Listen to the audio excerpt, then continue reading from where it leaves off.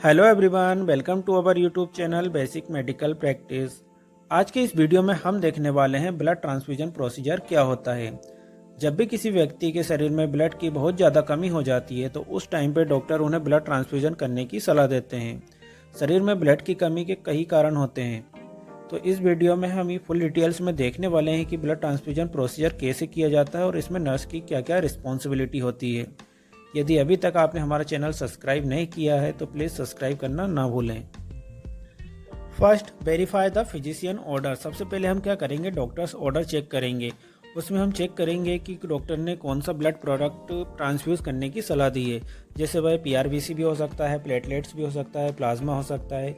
उसका हम volume check करेंगे और क्या चेक करेंगे, इंडिकेशन चेक करेंगे। मतलब हम जो ब्लड ट्रांसफ्यूज़ कर रहे हैं उसका क्या रीज़न हो सकता है, जैसे ब्लड लॉस हुआ है या एनीमिया का पेशेंट है या कोई सर्जरी होनी है, ये सब हम चेक करेंगे। देन नेक्स्ट है हमारा प्रिपेयर द पेशेंट। अब हम क्या करेंगे, पेशेंट को ब्लड ट्रांसफ्यूजन प्रोसीजर एक्सप्लेन करेंगे और उसके बेनिफिट बताएंगे। साथ में हम यह भी बताएंगे कि ब्लड ट्रांसफ्यूजन के दौरान क्या क्या कॉम्प्लिकेशन हो सकते हैं। उसके बाद में हम पेशेंट से हिस्ट्री लेंगे। हिस्ट्री में हम पूछेंगे कि क्या कभी उससे पहले ब्लड ट्रांसफ्यूज हुआ है, यदि हुआ है तो उसमें क्या क्या रिएक्शन हुआ है या नहीं हुआ है, ये सब हिस्ट्री हमें पेशेंट से लेनी है। उसके बाद में हम क्या करेंगे, पेशेंट के वाइटल साइंस अच्छी तरह देखेंगे और इंश्योर करेंगे कि जो आईवी कैन्यूला लगा है वह न्यू हो, और उसमें हम देखेंगे कि 18 से 20 नंबर के गोज का ही कैन्यूला लगा होना चाहिए। Provide emotional support and answer the question. इसी बीच यदि कोई पेशेंट डाउट वगैरह पूछ रहा है तो उसके हर डाउट को हमें क्या करना है, क्लियर करना है। देन इसके बाद हमें पेशेंट का ब्लड सैंपल क्रॉस मैच के लिए ब्लड बैंक में भेजना है। उसके बाद हम क्रेस्ट कार्ड को रेडी रखेंगे। क्रेस्ट कार्ड का यूज़ हम इमरजेंसी कंडीशन में करते हैं। ब्लड ट्रांसफ्यूजन के दौरान कुछ भी इमरजेंसी हो सकती है, तो हमें क्रेस्ट कार्ड हमेशा तैयार रखना है। उसमें इक्विपमेंट चेक करना है, जो भी इमरजेंसी इक्विपमेंट है मेरे प्रॉपर तरीके से वर्किंग में हो। उसके बाद में हम क्या करेंगे, कंसेंट साइन लेंगे। किससे, पेशेंट से या उसके रिलेटिव से हमें एक कंसेंट साइन लेना है और एक्सप्लेन करना है जो भी हम प्रोसीजर करने वाले हैं। देन उसके बाद में हम क्या करेंगे, इक्विपमेंट को सेट करेंगे। जैसे ब्लड ट्रांसफ्यूजन सेट है with filter, normal saline. Do not use dextrose और आरएल। हमें क्या करना है, डेक्सट्रोज और आरएल का यूज़ नहीं करना है, क्योंकि उससे क्या हो सकता है, हेमोलाइसिस होने के चांसेस रहते हैं। देन उसके बाद में हम क्या करेंगे, ब्लड बैंक से ब्लड प्रोडक्ट को हम रिसीव करेंगे।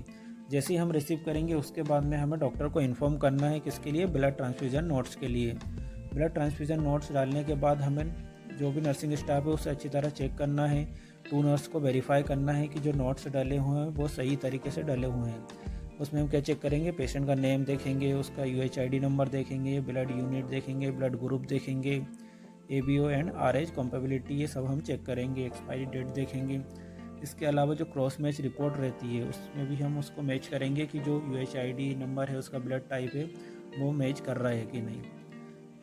यहाँ आपको ये बात ध्यान में रखना है कि जो ब्लड प्रोडक्ट है आपने ब्लड बैंक से रिसीव किया है तो वो 30 मिनट के अंदर आपको स्टार्ट करना है। 30 मिनट से ज़्यादा उसको आपको रख के नहीं रखना है, तो 30 मिनट के अंदर ही उसका टेम्परेचर नॉर्मल करने के बाद आपको ट्रांसफ्यूजन स्टार्ट करना है। देन अब हम ब्लड ट्रांसफ्यूज़ करना स्टार्ट करेंगे।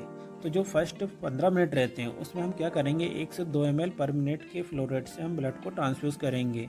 और उस टाइम पे पेशेंट के पास में ही रहना है और हमें देखना है, मॉनिटर करना है कुछ रिएक्शन तो नहीं हो रहे हैं। उसके बाद 15 मिनट के बाद में हम क्या करेंगे, वाइटल चेक करेंगे। और वाइटल यदि ठीक रहा तो हम क्या करेंगे, जो फ्लो रेट है उसको इंक्रीज़ कर देंगे, बढ़ा देंगे। Then monitoring during transfusion. Transfusion के दौरान हमें क्या क्या मॉनिटर करना है, उसके पेशेंट के वाइटल साइन चेक करने हैं। तो वाइटल साइन हम कब चेक करते हैं, बिफोर स्टार्ट करने से पहले चेक करेंगे। उसके बाद में 15 मिनट बाद चेक करेंगे। देन 30 मिनट बाद चेक करना है, 1 घंटे बाद चेक करना है, 2 घंटे बाद चेक करना है। और जब ब्लड प्रोडक्ट हमारा ख़त्म हो जाएगा उसके बाद में भी हम क्या करेंगे, उसके वाइटल चेक करेंगे। And watch for sign of transfusion reaction. अब हमें रिएक्शन चेक करना है कि फीवर, चिल्स, ईचिंग, बैक और chest pain, dyspnoea, wheezing, hypotension, इस तरह का रिएक्शन पेशेंट को हो तो नहीं रहा है। यदि इस तरह के कुछ भी साइन हमें दिख रहा है तो हम क्या करेंगे, स्टॉप करेंगे ट्रांसफ्यूजन को इमीडिएटली। उसके बाद में हम जो भी फिजिशियन है, डॉक्टर है, उन्हें हमें तुरंत इन्फॉर्म करना है और ब्लड बैंक में भी हमें इन्फॉर्म करेंगे।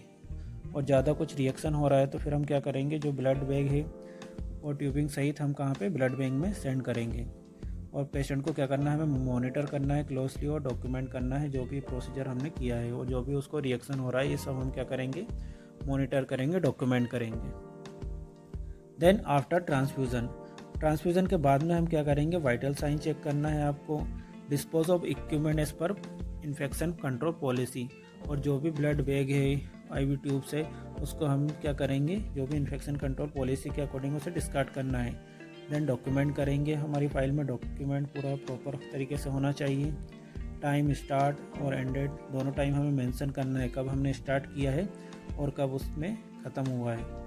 ब्लड यूनिट डिटेल्स ये सब लिखना है आपको, patient response, any adverse event हुआ है कुछ, फाइनल वाइटल साइंस, ये सब हम क्या करेंगे, फाइल में मेंशन करेंगे। देन लास्ट है हमारा इंपॉर्टेंट नर्सिंग नोट्स। हमें क्या करना है, always follow hospital protocol and infection control practice. हमेशा क्या फॉलो करना है, स्टैंडर्ड प्रिकॉशन हमें फॉलो करना है। Do not transfuse for longer than 4 hours. हमें क्या करना है, 4 घंटे से ज़्यादा ब्लड प्रोडक्ट को नहीं चलाना है, उससे क्या होगा, बैक्टीरियल ग्रोथ होने के बहुत ज़्यादा चांसेस रहते हैं। Always monitor the patient specially during the first 15 minute. जब भी हम ब्लड स्टार्ट कर रहे हैं तो जो 15 मिनट रहते हैं स्टार्टिंग के, बहुत क्रूशियल रहते हैं, तो उसमें हमें क्या करना है, पेशेंट के पास में ही रह के उसे ऑब्जर्व करना है, कुछ रिएक्शन तो नहीं हो रहा है, ये सब हम चेक करेंगे। Educate patient to report any symptoms immediately, और पेशेंट को एजुकेट करना है कि कोई भी सिम्टम्स वगैरह आ रहा है तो उसे क्या करना है, इमीडिएटली हमें इन्फॉर्म करना है। देन लास्ट है हमारा never start transfusion without blood transfusion notes and cross matching.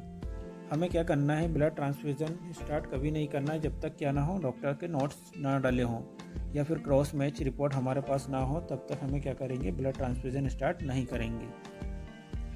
I hope आपको वीडियो अच्छे से समझ में आया होगा। यदि वीडियो से रिलेटेड कुछ क्वायरी है तो प्लीज़ आप हमें कमेंट्स बॉक्स में जाके कमेंट कर सकते हैं। Thank you.